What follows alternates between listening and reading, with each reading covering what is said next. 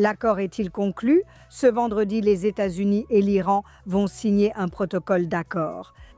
L'Iran affirme avoir obtenu d'importantes concessions. La Maison-Blanche dit le contraire. Et à seulement quelques heures d'un accord historique, Donald Trump serait, selon les informations, furieux contre Benjamin Netanyahou. Bienvenue à tous, de retour sur le plateau. Donald Trump déclare sur Truth Social: l'accord avec la République islamique d'Iran est désormais conclu. Félicitations à tous. Mais voici ce que dit l'Iran. Regardez. À la une ce soir, les dernières nouvelles.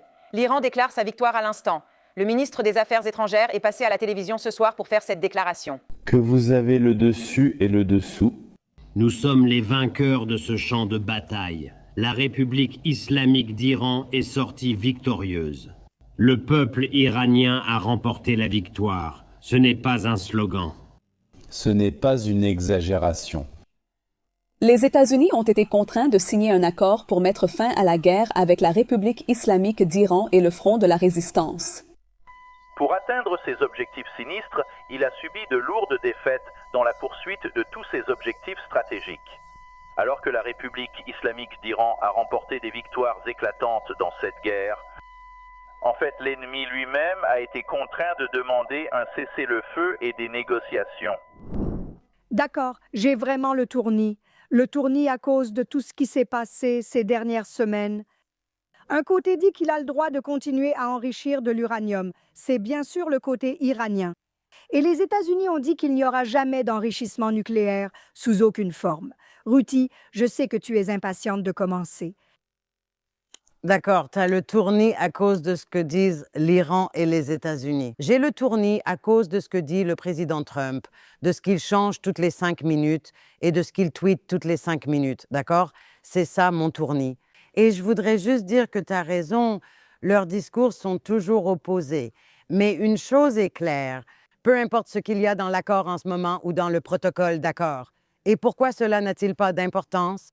Parce que, premièrement, si la Maison-Blanche avait voulu publier les points de ce protocole d'accord, elle l'aurait fait. Et elle ne l'a pas fait, laissant le champ complètement libre à l'Iran pour nous dire tous ces points qui sont dans l'accord. Voilà un premier point. Et le deuxième point, c'est que c'est déjà une capitulation. C'est déjà transformé une victoire en défaite, quoi qu'il arrive par la suite. Et tu penses vraiment que cela va se produire en 60 jours, vraiment? Maintenant, est-ce que je pense que l'Iran va respecter un quelconque accord? Non. Je ne le pense pas. Je m'inquiète car le président Trump est très favorable à un accord. Je crains que même s'ils ne le font pas, si et quand ils ne le font pas, il commence à revenir un peu sur sa position initiale. N'a-t-il pas déjà découvert cela? Il a déplacé les objectifs. Donc ce n'était pas du tout un droit au nucléaire. Tu ne parlais de rien. Plus d'enrichissement. Non, ce n'est pas le cas. Le droit à l'enrichissement civil, ce que nous savons tous être une pure foutaise. Je pense que Trump peut se convaincre de n'importe quoi si cela le fait bien paraître. Et je pense que c'est ce qu'il a fait tout ce temps. C'est pour ça qu'il change les règles du jeu, parce qu'au final, il veut apparaître comme le gagnant. Pour lui, un accord n'est gagnant que lorsque Trump est le gagnant. Donc, s'il doit changer ce que dit cet accord, si tu suis simplement, comme tu l'as dit, ce qu'il publie sur les réseaux sociaux, tu sais, je crois que c'était le 6 de ce mois-ci. Il insistait sur la reddition inconditionnelle et maintenant, il y a un accord. Aujourd'hui, c'est aussi mon 80e anniversaire. Franchement, je pense qu'il est fou. Je suis très en colère et dégoûtée de sa façon de traiter Israël alors que nos soldats meurent. Nous subissons toujours des incursions de drones dans le nord. Les gens vivent sous les tirs. Et lui, c'est « Chérie, je ne sais pas ce que tu fais. Pour qui tu te prends?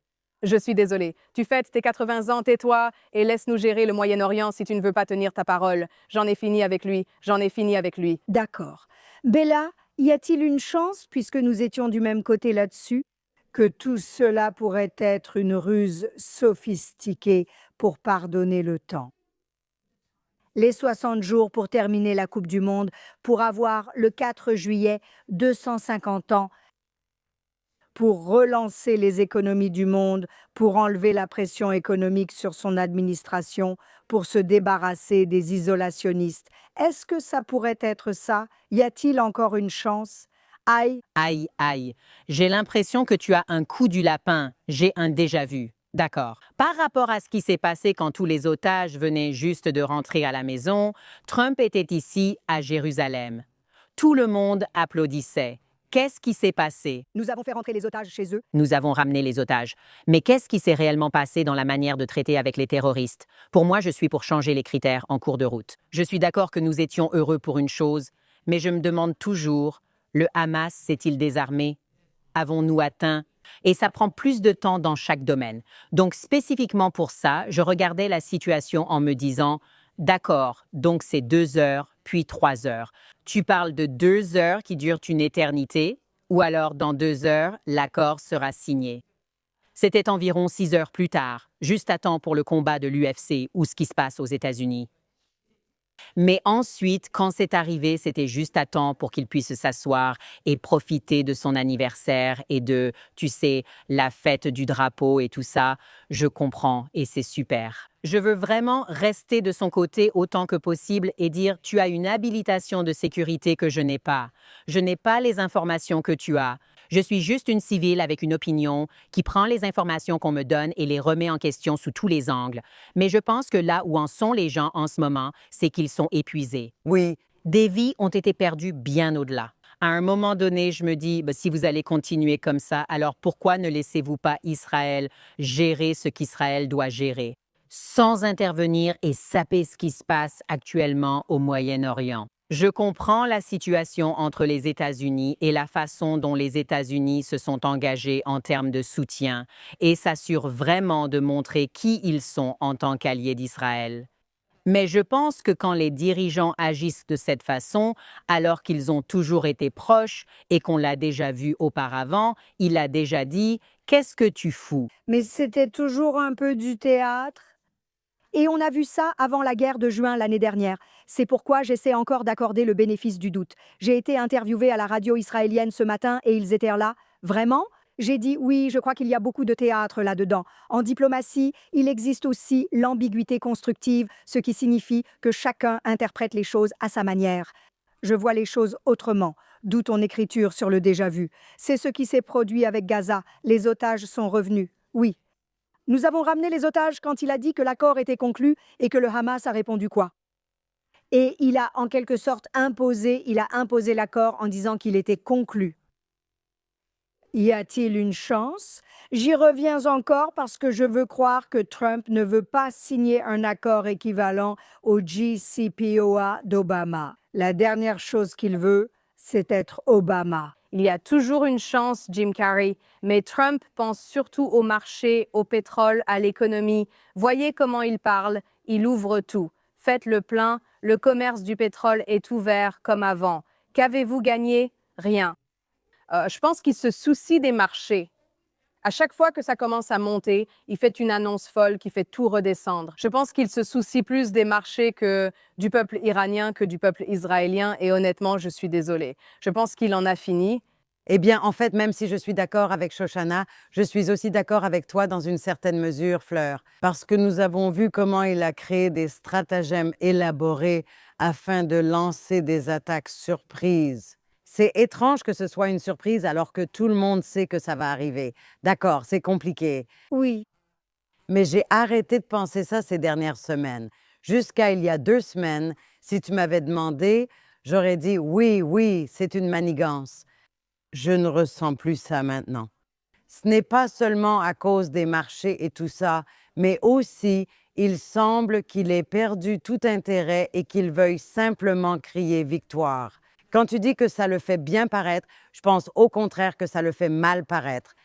Et je pense que ça va lui nuire s'il donne l'impression d'avoir été vaincu par ce petit régime djihadiste minable, que la plus grande superpuissance du monde soit vaincue par eux ou qu'on le prenne pour un idiot. Ça va lui nuire, ainsi qu'aux républicains lors des élections de mi-mandat. Ça ne les aidera pas. Donc, s'il pense qu'il vaut mieux reporter ça, je pense qu'il se trompe. Et d'ailleurs, ça suffit maintenant de permettre aux résidents israéliens du Nord et au peuple iranien, oui, d'être victimes dans cette situation. Donc, ce qui m'inquiète le plus, pour être honnête, et c'est là où l'échec colossal d'Obama a eu lieu, c'était l'allègement des sanctions, c'était l'argent qui affluait. Une chose, c'est l'ouverture du détroit d'Ormuz, qui est leur principale voie d'exportation essentielle. Je comprends cela. Je comprends cela. Et le fait que Trump, vous savez, s'est nui à lui-même quand il a fait un double blocus, vous voyez. Mais il parle de 25 milliards de dollars d'avoirs gelés qui seraient libérés. C'est ce que disent les Iraniens. Et une réparation de 300 milliards de dollars pour la reconstruction du plan de guerre. Qui met exactement cet argent sur la table? Et quelle est la différence entre ça et Obama, qui remplissait des avions de billets pour la République islamique 20 ans plus tard? D'ailleurs, c'était la moitié de ce montant. Et tout le montant. Le sien était de 175 milliards, disons, et c'est ce qui est rapporté. 350. Milliards. Et puis l'autre chose, et c'est pour ça que je donne encore le bénéfice du doute à Trump, c'est le calendrier. Donc, si l'argent est débloqué avant, s'il y a un mouvement, s'il se passe quelque chose avec l'uranium, alors je dirais que c'est une défaite. Si, et c'est pourquoi j'ai encore foi dans les talents de négociateur de Trump, cet homme est connu pour rouler les autres dans les affaires. C'est pour ça qu'on le connaît, non? Pour toujours prendre le dessus sur son adversaire dans une négociation. Alors, tu vois vraiment Donald Trump leur accorder un allègement des sanctions? Je ne parle pas de l'ouverture des détroits. Ils sont déjà ouverts, l'argent va arriver, mais ce n'est pas mon sujet. Ce qui m'inquiète, c'est la libération des 24 milliards de dollars d'avoirs gelés avant cela. Il n'y a aucun signe concret que la République islamique soit prête à faire quoi que ce soit avec l'uranium qui, apparemment, est enfoui à la profondeur d'un gratte-ciel dans leurs montagnes. Si cela arrive, alors je saurai que tu avais raison et que tu avais raison. Eh bien, écoute, il n'y a rien ici d'aucun côté qui parle de missiles balistiques, qui parle du Hezbollah, qui parle du Hamas, qui parle de politique. Tu as raison. Rien du tout. Personne ne dit rien à propos de, tu sais, et Trump n'arrêtait pas de dire qu'ils n'auraient pas les missiles et le Hezbollah, blabla. Alors, qu'est-ce qu'on a gagné? Qu'est-ce qu'on a gagné ici? Je me demande ce qu'il a gagné. Oublie le nous. Qu'est-ce que ça voulait dire? Les États-Unis ont-ils gagné quelque chose? Est-ce qu'on a repoussé? Est-ce qu'ils ont réussi à repousser la menace nucléaire? Mais ma seule question, je pense que c'est la seule façon dont je me dis encore « D'accord, je te soutiens ». Parce que ma question est « Qu'est-ce qu'il va retrouver du côté de la base républicaine ?» Nous avons vu comment ils ont évolué au cours des 2 dernières années, alors qu'ils auraient vraiment voulu que tout cela soit terminé. Ils étaient vraiment contre le CGRI. Mais à cause de la façon dont nous avons vu cet effet fer à cheval se manifester pleinement, et surtout au sein même du Parti républicain et du mouvement conservateur, des personnes qui étaient ultra MAGA auparavant commencent à dire « Attendez, Mais ce n'est pas à propos d'Israël, c'est une question d'isolationnisme. Pourquoi sommes-nous impliqués dans ces aventures étrangères? Ils ne comprennent pas que c'est aussi une menace directe pour eux, alors que nous sommes dans le voisinage et qu'eux sont à l'autre bout du monde. Ils ne voient pas que leurs enfants sont endoctrinés par le même poison djihadiste financé par le Qatar. Ils font des affaires avec le Qatar. Ils ne comprennent pas que leur tactique consiste à déconstruire l'esprit américain de l'intérieur, même s'ils n'envoient pas d'armes nucléaires à New York. Ils ne voient pas cela. C'est fou. Ils parlent d'instaurer une nouvelle paix au Moyen-Orient. De quelle paix s'agit-il? Donc, le seul espoir que j'ai, Abraham, c'est qu'il ait vraiment une carte en main dont on n'a aucune idée, Ruthie. Toi et moi, on est hors jeu. Je serais ravie de me tromper. Je ne sais pas. Il va sortir une surprise et dire à la dernière minute, vous voulez un accord? Signez ce document qui stipule X, Y et Z. Je ne sais pas. Mais le Pakistan sera désormais, tu sais, le phare de l'espoir et la terre de la démocratie.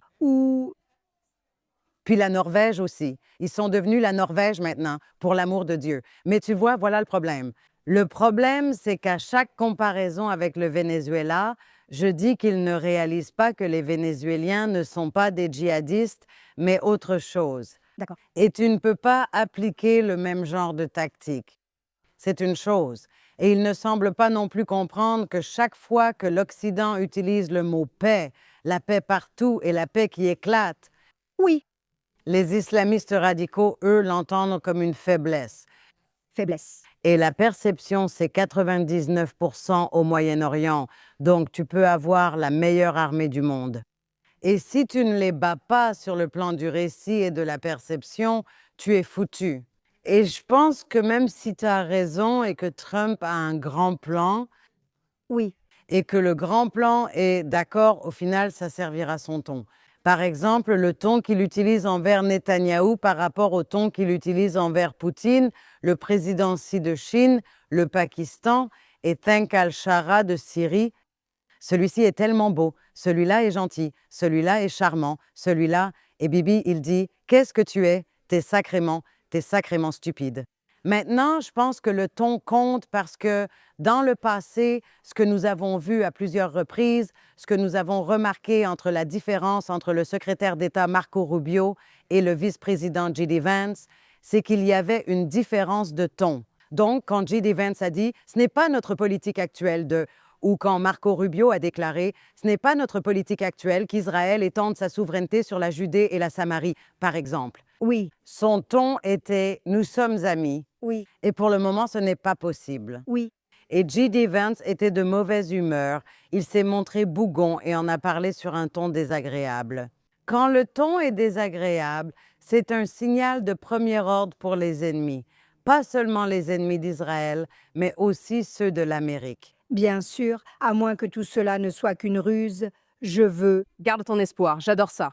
J'adore ça. Tu sais que la Russie a bombardé Kiev comme jamais la nuit dernière. Personne ne s'en soucie, personne ne s'en soucie, personne. Personne Ne s'en soucie, personne ne s'en soucie. Et c'est ça le problème. Il y a 1 million de personnes qui sont mortes dans cette guerre. Oui, et personne ne s'en soucie. des enfants sont kidnappés et emmenés ailleurs quand c'est une ruse, et des enfants disparaissent. Personne ne sait. Au fait, ils nous appellent les tueurs arabes. Et pas seulement ça, on n'entend pas les Ukrainiens descendre dans la rue et dire « ramenez-les à la maison maintenant » et essayer de renverser leur propre gouvernement pour cette raison en disant « c'est votre faute ». Ils ne blâment pas. Certains Ukrainiens sont peut-être en colère contre Zelensky, Oui, mais ils ne pensent pas, ils n'agissent pas comme s'il était celui qui retient les disparus. ils savent qui est l'ennemi. Oui, Oui, et je dirais que c'est l'une des choses où nous avons vu une très grande différence. C'est entre Israël et l'Ukraine dans ces guerres. absolument. Et à ce sujet, je voudrais maintenant me tourner un peu vers le nord, parce que ce que l'Iran a vraiment essayé de faire, c'est ce lien.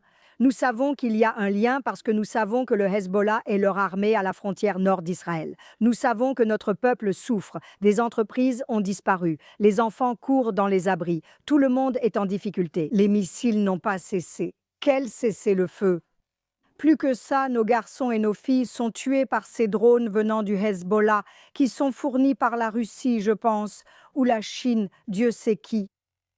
Et le fait est que ce qui s'est passé hier, et la raison pour laquelle Trump a parlé sur ce ton irrespectueux envers Netanyahou, c'est parce que nous avons été attaqués comme d'habitude et nous avons répondu en attaquant le principal bastion du Hezbollah à Beyrouth, Dahiya. La République islamique a annoncé une attaque contre Israël pour la nuit dernière. Nous étions tous chez nous à attendre cette attaque. Et les États-Unis, vous savez, ont dénigré Netanyahou en disant « Pourquoi fais-tu cela maintenant ?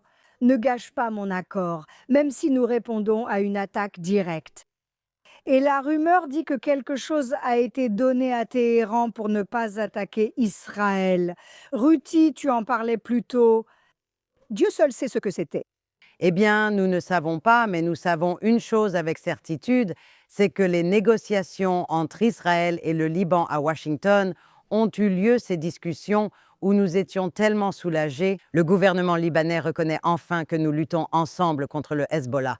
Même si je dois dire que non, parce que le président libanais dit qu'il ne le fera pas, vous savez, il a soit peur d'être assassiné, soit il déteste aussi Israël, peu importe. Mais la semaine dernière, c'était bien. Il a dit à Téhéran, vous n'êtes pas notre souverain. Non, il a dit à Téhéran, vous n'êtes pas notre souverain. Oui. Mais ce qu'il ne fait pas, c'est essayer de tuer le Hezbollah. D'accord. Il laisse Israël le faire, Lindsay, tout en critiquant Israël en même temps. Hier soir, quand Israël a attaqué les bastions du Hezbollah à Beyrouth, dans la banlieue de Beyrouth, Dahiya. C'était après des jours et des jours où Netanyahou avait juré et le ministre de la Défense Katz avait juré que toute attaque de drones ou de missiles visant le nord, nous réagirions et nous ne l'avons pas fait. Et tu sais pourquoi? Il y avait une sorte de distinction sémantique. Si nous l'interceptions avant qu'il ne franchisse la frontière vers Israël, alors ça ne comptait pas.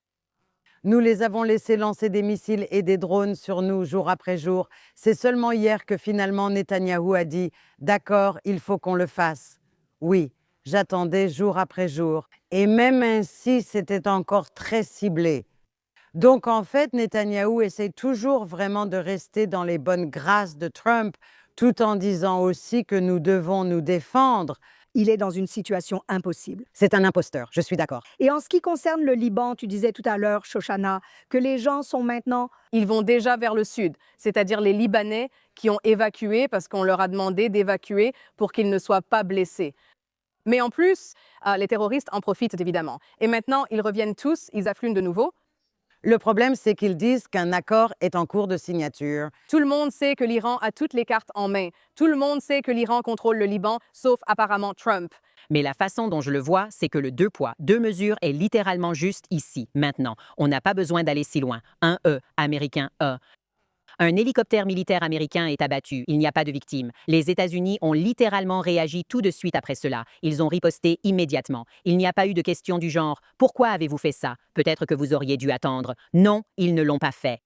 Attendez une seconde cependant. Même là, je dois juste préciser. Même là, Trump a dit « Eh bien, les pilotes n'ont pas été tués. » Pas immédiatement. Il a déjà commencé à dire ça. Il a déjà commencé à dire ça. Si personne n'est tué, vous n'avez pas le droit de riposter. Trump a aussi dit cela lorsque l'hélicoptère Apache a été abattu. Il a dit « Eh bien, les pilotes ont survécu et cela a pris un certain temps, quelques heures. » Je ne me souviens plus du délai exact avant qu'ils disent « D'accord, il faut agir. » Et cela pourrait être parce que le secrétaire à la Défense Exet lui a dit « Tu ne peux pas faire ça. Nous devons… » Comme je l'ai dit, il a essayé de dire que personne n'avait été tué. C'était bizarre. Il y avait, oui, un moment étrange. Il a dit que ce n'était pas grave. Il a en fait utilisé les mots « pas grave » au début. Eh bien, c'est ce qu'il a dit. Il a dit qu'un cessez-le-feu veut juste dire que tu tires un peu plus légèrement. Modérément. Comme au Moyen-Orient, quel Cessez-le-feu. Mais peut-être qu'il n'a pas tort à ce sujet. Non, c'est bien un cessez-le-feu ici. Je veux dire, regardez tous ces cessez-le-feu avec le Hamas. On voit qu'il tire ça. Exactement. Je pense que c'est la description parfaite parce que j'ai continué à demander ces dernières semaines, qu'est-ce que ça veut dire? Oui, à notre époque, là où je suis en ce moment, qu'est-ce que ça veut dire, un cessez-le-feu? Parce que si une personne de plus le crie, il faut que tu m'expliques ce que ça veut vraiment dire. Ça veut dire qu'on a de la chance d'avoir le système de défense antimissile Dôme de fer. Et je déteste dire ça à ma fille. Tu sais, qui a passé toute sa vie, son enfance, dans des pièces sécurisées et des abris anti-bombes et tout ce que tu veux, masques à gaz et j'en passe, d'accord? Elle m'a dit, quand la guerre de Gaza a commencé, ou juste avant ça, et le 7 octobre, je veux dire, il y a eu d'autres guerres à Gaza. Elle a dit que le dôme de fer a été la pire chose qui nous soit arrivée. J'ai demandé pourquoi, puisqu'il a sauvé tant de vies. Elle a répondu que c'était justement le problème, car on s'en sert. Nous disons, il faut traiter chaque attaque de missile comme si elle avait massacré, oui, des millions de personnes. Le nuage disait cela déjà à l'époque, selon eux, et ils le répètent aujourd'hui. Ce sont de rares intentions, juste un simple défenseur. Ça ne veut pas dire qu'ils ne veulent pas nous tuer. Eh bien, exactement. Et je dis que tentative de meurtre, quand tu sais que si quelque chose touche, la tentative de meurtre, c'est un meurtre. Tentative, Génocide. c'est ce que c'est. Enfin, sans cela, et regardez l'Iran. Quand ils nous ont lancé tous ces missiles, Je suis curieuse de comprendre comment le Golfe interprète cela, parce que vous savez, les Émirats arabes unis ont été attaqués férocement. Les Saoudiens ont été attaqués. Les Qataris sont hypocrites et jouent sur les deux tableaux, donc je ne les estime pas vraiment. Je me demande s'ils sont d'accord ou plus inquiets que jamais à l'idée d'une vengeance encore plus forte. C'est ce que je pense. C'est ce que je pense. Ils comptaient sur les États-Unis pour être le cheval fort.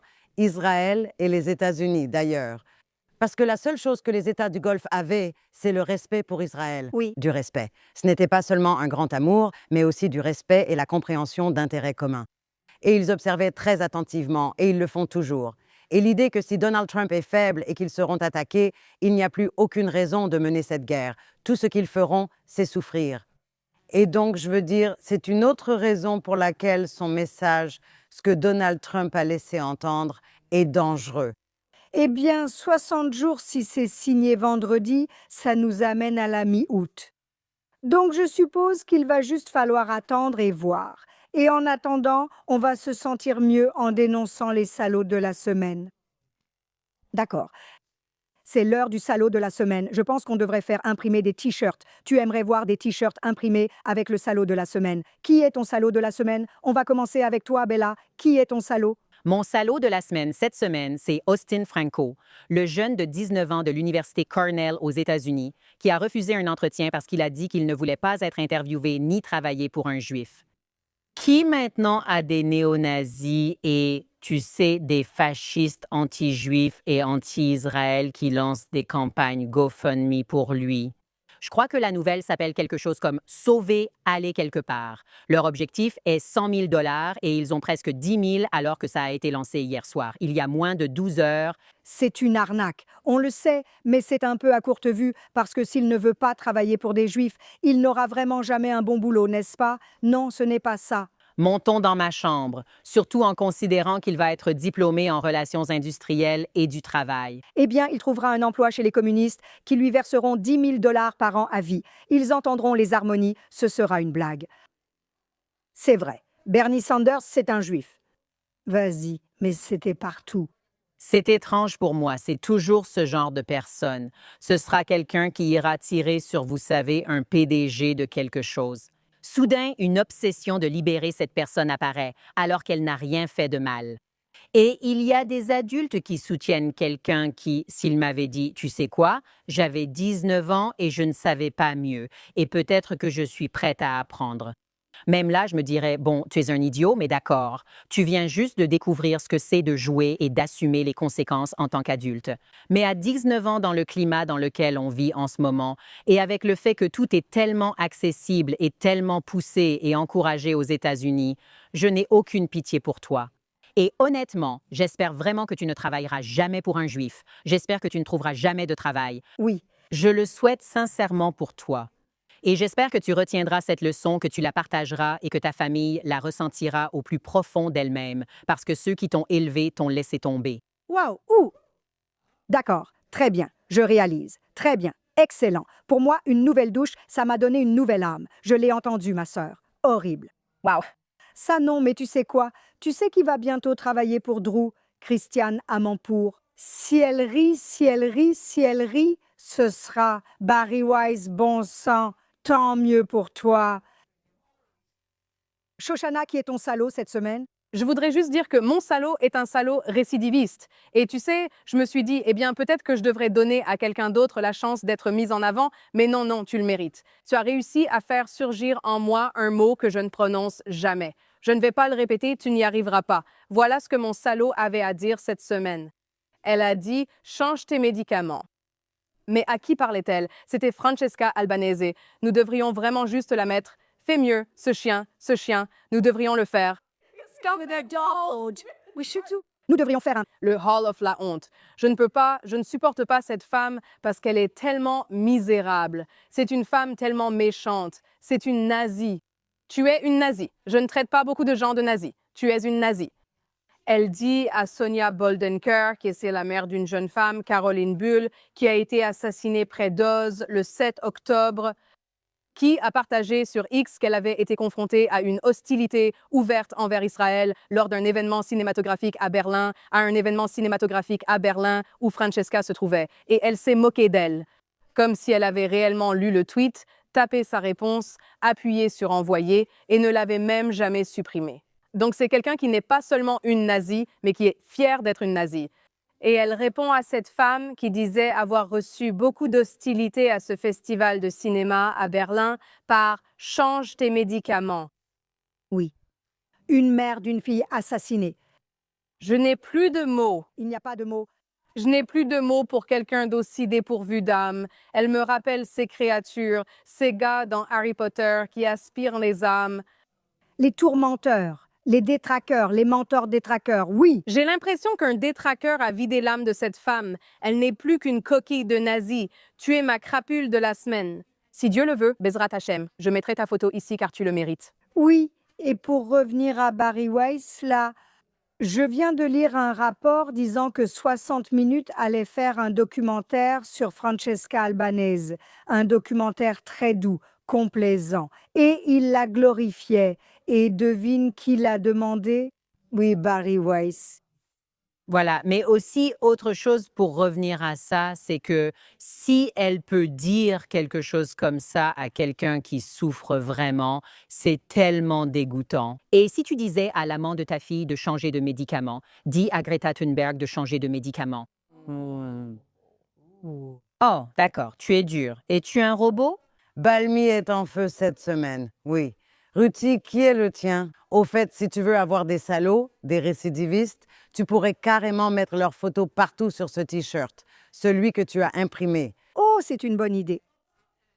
Donc, mon salaud de la semaine n'est pas une personne, c'est un concept, c'est une expression. Et c'est Israël a le droit de se défendre ou se réserve le droit de le faire. Je déteste cette expression. D'abord, il va de soi que tout le monde a le droit de se défendre. Je veux dire, et un pays a le droit de se défendre.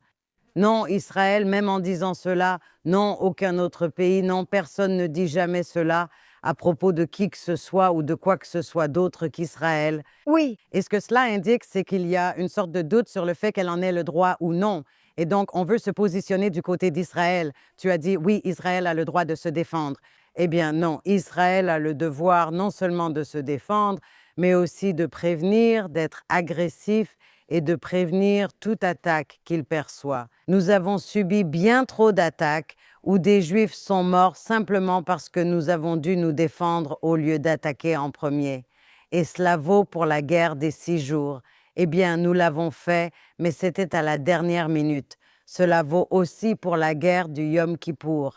Et c'est certainement le cas pour le 7 octobre et bien d'autres, les attaques du Hamas depuis Gaza et du Hezbollah depuis le Liban. Assez de simplement nous défendre. Nous devons passer à l'offensive contre toutes les nombreuses entités hostiles qui veulent nous rayer de la carte. eh bien, Ruti, je dois te donner 10 sur 10 pour l'originalité. Nous n'avons jamais eu un concept ou une expression comme ça. On voit bien que c'est une journaliste, comme crapule de la semaine. Mais c'est l'autre face de la médaille de « s'il vous plaît, reconnaissez notre droit d'exister ». C'est la même chose. Le droit d'exister et le droit de nous défendre, c'est la même chose. Et ça revient simplement à supplier le monde de nous aimer et d'accepter que nous sommes là. Et j'en ai assez de ça. Et je pense que nous devrions tous en avoir assez que les gens se tordent dans tous les sens pour être acceptés. Nous sommes là. Habituez-vous à cela, d'accord? Maintenant, mon salaud de la semaine est le jumeau moche de Mandani. Et il s'appelle Sadiq Khan. Pourquoi est-il le jumeau moche de Mandani? C'est parce qu'il est le maire de Londres. Et Londres est maintenant le trou à rats que New York va devenir dans 5 ans parce que cet homme est resté trop longtemps au pouvoir en tant que maire de Londres. Maintenant, pourquoi est-il mon salaud? Maintenant, pensons simplement du point de vue d'un Londonien, en laissant complètement de côté la question juive. La criminalité a augmenté. Les prix de l'immobilier ont augmenté. L'endroit est sale et ça ressemble au centre de l'Afghanistan. Voilà, c'est à ça que ressemble Londres aujourd'hui. C'est vrai, on peut même dire que la ville est pire qu'avant son arrivée. J'ai vécu à Londres pendant 9 ans. J'adore Londres. Capitale culturelle, j'y ai étudié, un campus international incroyable. Mais Londres n'est plus la même ville que celle où j'ai vécu pendant 9 ans et où mon mari a grandi. Et c'est parce que, entre autres choses, ce maire et le fait d'être maire, et j'ai un peu d'expérience en la matière puisque j'ai été adjointe au maire de Jérusalem pendant plusieurs années. Être maire, c'est vraiment ce qui fait qu'une ville est grande ou non. Nous avons vu New York sous Bloomberg et nous avons vu New York. Nous voyons New York sous de Blasio et Giuliani. C'est tellement différent, tellement différent. Un maire peut vraiment détruire une ville ou la rendre formidable.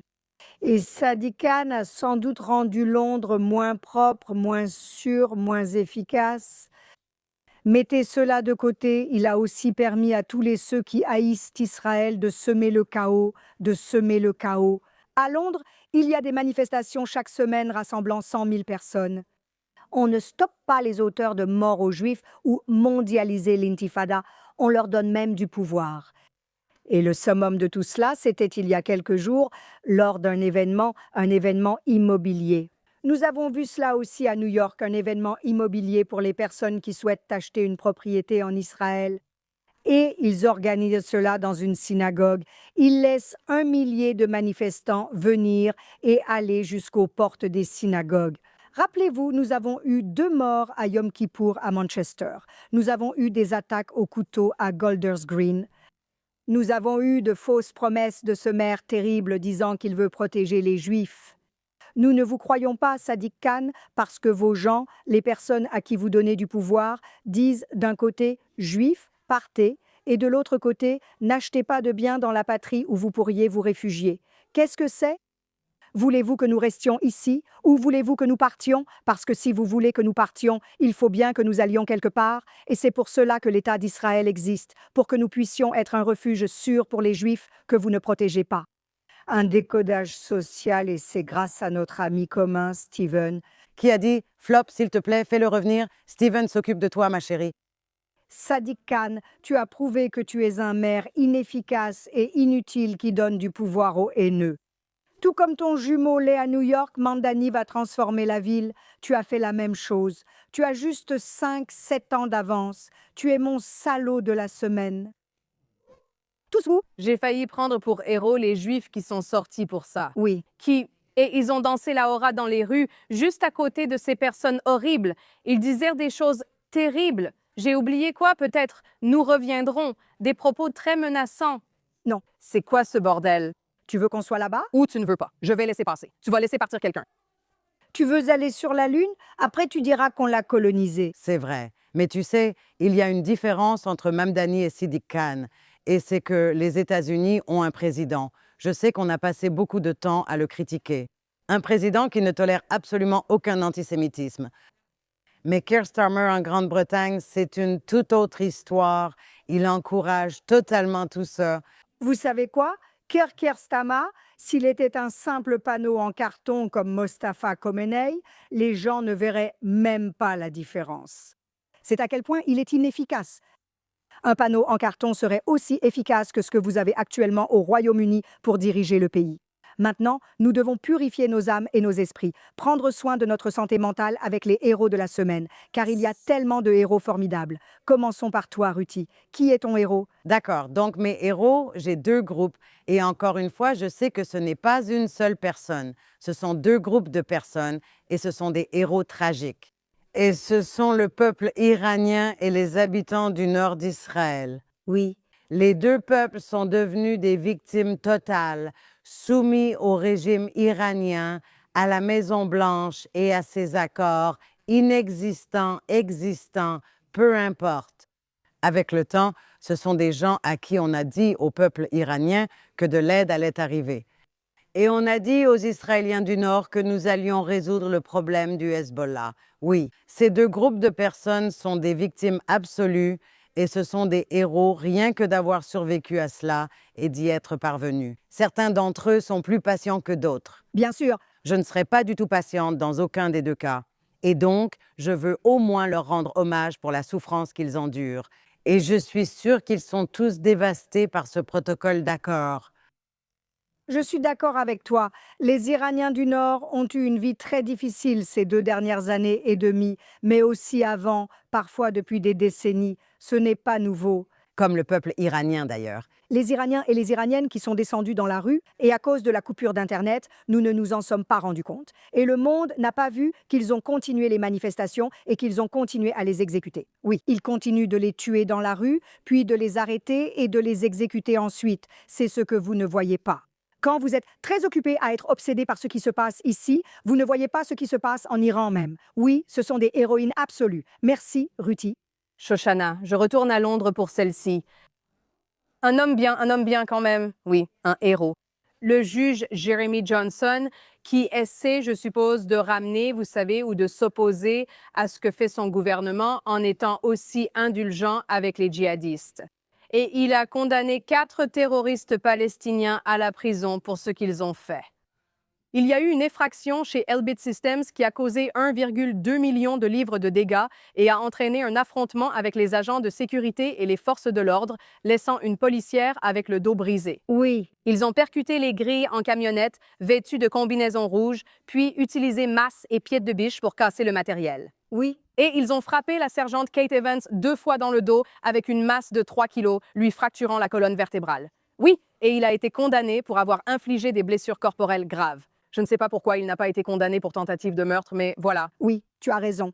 Ça ne s'arrête pas au hasard. Ça ne s'arrête pas à « on vient pour toi ». Intifada a une vraie signification. Et quand tu dis que les Juifs et Israël sont les méchants et que tous les moyens sont justifiés, il va y avoir des violences physiques. Il va y avoir d'énormes dégâts humains et matériels. Et je pense que les gens ne comprennent vraiment pas. Comme les Londoniens, les New-Yorkais, si vous ne voulez pas voir cela régulièrement, vous devez agir maintenant. On évoque l'extrémisme, la liberté d'expression. Tout est parfait jusqu'à ce que cela nous affecte, jusqu'à ce que votre poing me frappe. C'est le problème actuel. Et ce gars-là est un héros pour avoir dénoncé cela et pour avoir fait en sorte qu'il y ait des conséquences à ce comportement parce qu'il y a eu un moment où on pensait qu'ils allaient s'en sortir comme ça. Oui, et ça, c'est inacceptable. Donc, kol hakavod, kol hakavod. Bravo, justice. Merci d'avoir vraiment rendu justice dans cette terrible affaire. Et les gens sont choqués qu'il leur ait donné des peines de prison de 6 ans, ce qui est déjà quelque chose. Oui, mais ils pensaient qu'ils allaient s'en sortir. Et écoutez bien, parce que devinez quoi? Aujourd'hui, et au moment où nous serons à l'antenne, cela aura peut-être déjà été décidé. Un procès vise à déterminer si le Palestinian Action Group est un groupe terroriste, le gouvernement britannique les ayant déjà désignés comme tels. Mais aujourd'hui, il y a un débat au tribunal pour savoir s'ils doivent être qualifiés ainsi. Donc peut-être que la condamnation de cet homme sera annulée. J'espère que non. Mais c'est un héros pour avoir fait ce qu'il fallait et pour avoir dit, comme tu le dis, Shoshana, qu'il y a des conséquences lorsqu'on attaque réellement un policier. Il doit y en avoir. Comment pourrait-il en être autrement si la décision est annulée? Si c'est annulé, c'est fini. Oui, ce sera le jalon, ce sera le repère sur la route. Tu comprends? Assez de parentalité bienveillante. Oui. Assez de parentalité bienveillante. Si tu veux faire quelque chose, dis-le-moi directement, car c'est comme ça que j'ai appris quand j'ai grandi. Tu dois vraiment voir qui tu peux provoquer et qui va un peu... Oui. Ils vont le faire, exactement. À ce moment, tu as compris. C'est pourquoi il n'y a pas de criminalité aux Émirats arabes unis. Tu l'apprendras très vite. Ils t'enferment pendant des années à Jefferson. Mon héros, c'est Jerry Seinfeld, et je me répète un peu moi aussi, en 3 mots. Tu voudrais dire quelque chose sur la Palestine? Tu voudrais dire quelque chose? Haha. Ça n'existe pas. Salut? Seinfeld, quoi de neuf? Est-ce qu'on peut avoir un « libérer la Palestine » ? Est-ce qu'on peut avoir un « laisser-passer » ? Allez, donne-moi un peu de ça. Ça n'existe pas. C'est tout ce qu'il avait à dire. Et c'était une interview de ces espèces de types vraiment bizarres qu'on trouve partout en ligne, dont la chaîne YouTube avec 40 000 abonnés a été bannie il y a quelques heures, mais elle sera probablement de retour d'ici la fin de la journée. Alors merci beaucoup YouTube d'avoir au moins fait quelque chose de bien pour l'instant. Et ils s'appellent eux-mêmes le réseau d'information palestinien. Tout ce qu'ils font, c'est aller embêter les gens juste pour dire « libérer la Palestine » quand ils sont à Washington. Oui, là-bas, à Beverly Hills, partout. Mais je dois trouver cette vidéo parce que tu dois voir sa réaction. Il était tellement dégonflé. Les gars, pour... Son visage parce qu'il ne se passait rien. Et puis, avec tout ça, voir tout culminer il y a quelques jours avec les Knicks qui gagnent pour la première fois après tant d'années. Maintenant, tu garderas ce souvenir comme prélude à une victoire aussi énorme pour le reste de ta vie. Tu as fait partie d'un mème. Ouais, d'accord, merci. Oui. Ils ont dit « Est-ce qu'on peut avoir une Palestine libre ?» Et il répond « Ça n'existe même pas. C'était tellement beau. » Et tout le monde devient fou à cause de ça. Complètement fou. Je parie que c'est la question. Tu l'as eu, c'est ce que tu voulais. Oui, mais il ne leur a même pas dit « on va vous ignorer ». Il a juste dit « ça n'existe pas » et a continué comme si de rien n'était. C'est tout ce que tu as? J'adore Jerry Seinfeld. Jerry Seinfeld a vraiment été au top. Et l'autre petit clin d'œil, c'est Gwyneth Paltrow, qui reçoit beaucoup de critiques pour avoir fait cette publicité pour le projet immobilier de Herzliya. Et tu sais, Mehdi Hasan devient fou à propos de Seinfeld. Il dit « j'adore Seinfeld ». Mehdi, si tu aimes Seinfeld, c'est en partie à cause de son humour juif. Oui, et Gwyneth Paltrow savait évidemment qu'il y aurait des réactions négatives. Elle n'est pas stupide, son équipe le savait sûrement, et elle l'a fait quand même. Nous avons besoin de plus de héros. Et peut-être que je me fais des illusions ou que je suis trop optimiste comme d'habitude, mais j'ai l'impression que la tendance culturelle change un peu chaque jour. Chaque jour, de nouveaux chiffres sortent de Gaza, montrant que tous ces soi-disant médecins et tous ces soi-disant journalistes étaient en réalité des terroristes, ce que nous disions depuis le début. Et le nombre de combattants ne cesse d'augmenter. Et le nombre de civils innocents ne cesse de diminuer. C'est ce qui se passe en ce moment à Gaza. Personne ne veut en parler, mais c'est la réalité. Peut-être que la tendance va s'inverser et que les gens vont recommencer à réfléchir. Je ne sais pas. Je suppose. Mais comme tu dis, arrêtons d'être sur la défensive. Oui, mon héros de la semaine, tu sais, j'adore faire ça avec le public. Je l'ai rencontré hier. Et il est le président du Somaliland qui est en Israël avec une délégation très importante. Il s'appelle Abdi Abdirahman Mohamed Abdullahi.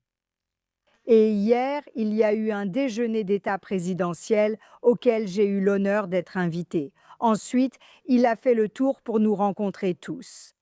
Et quand il était sur scène, il a dit quelque chose qui m'a vraiment émue. Il a dit « Nous sommes un pays depuis de nombreuses années ». Le Somaliland est un pays qui a combattu les pirates djihadistes de la Somalie. Ils ont souffert et ont survécu à un génocide, un vrai, pas un faux, comme celui des Palestiniens à Gaza. Un génocide qui a fait 200 000 morts. Ils sont devenus une démocratie, contrairement à leurs voisins en Somalie. Ils ont toujours eu un esprit plus libéral. C'est un pays à majorité musulmane qui aime Israël.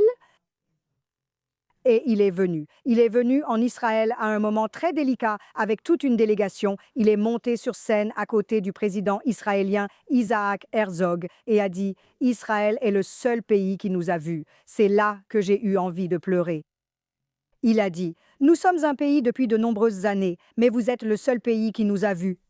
Et quoi qu'il arrive à partir de maintenant, vous avez été le premier pays à nous voir. J'avais la chair de poule. J'avais vraiment la chair de poule. J'étais assise là, et il faut du courage pour faire ça. » Je veux dire que sa femme était voilée, vous savez, une femme musulmane traditionnelle. Les 2 ou 3 femmes de la délégation étaient voilées. Ce sont des musulmans pratiquants. Ils ont un esprit plus libéral, ils sont plus cosmopolites. Mais ils aiment Israël et prouvent qu'il n'y a pas forcément de contradiction, comme l'ont montré les Émirats arabes unis. Je prie pour que la reconnaissance d'Israël et le début de liens commerciaux exceptionnels avec le Somaliland ouvrent une nouvelle ère mondiale. Les accepter pour le pays qu'ils sont, pour le fait qu'ils ont réussi à vaincre des voisins djihadistes malveillants et à survivre. Et pour un avenir très, très radieux et prospère avec Israël. Donc, Adorable. Abdi Abdurrahman Mohamed Abdullahi, tu es mon héros de la semaine, représentant ton merveilleux pays, le Somaliland. Alors, prends ça, Ilhan Omar. Exactement, accepte-le ou pas. Vous, les pirates en Somalie. D'accord. Et avec cela, nous ne savons pas ce que la semaine nous réserve, mais nous serons ici la semaine prochaine depuis la conférence Genève en direct de Jérusalem. Format un peu différent pour le quad, mais nous serons là pour analyser les événements de la semaine et tout ce qui s'y rapporte. Merci de nous avoir suivis. À la semaine prochaine.